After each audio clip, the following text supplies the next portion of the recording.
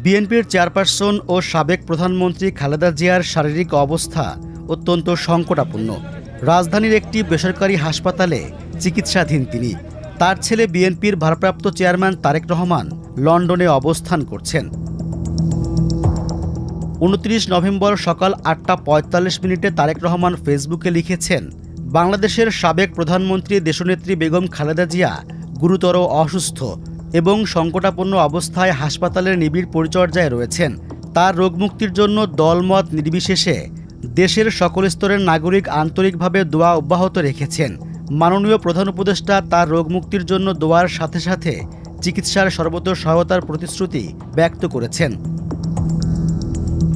খালেদা জিয়ার প্রতি আন্তরিক দোয়া ও ভালোবাসা প্রদর্শন করায় জিয়া পরিবারের পক্ষ থেকে সকলের প্রতি আন্তরিক ধন্যবাদ ও গভীর কৃতজ্ঞতা জ্ঞাপন করেছেন তারেক রহমান।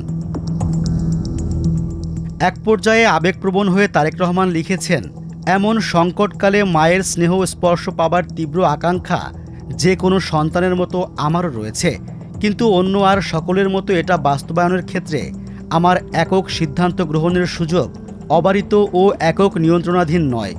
স্পর্শকাতর এই বিষয়টি বিস্তারিত বর্ণনার অবকাশও সীমিত। রাজনৈতিক বাস্তবতার এই পরিস্থিতি প্রত্যাশিত পর্যায়ে উপনীত হওয়া মাত্রই স্বদেশ প্রত্যাবর্তনে আমার সুদীর্ঘ উদ্বিগ্ন প্রতীক্ষার অবসান ঘটবে বলেই আমাদের পরিবার আশাবাদী। প্রায় 17 বছর ধরে লন্ডনে আছেন তারেক রহমান।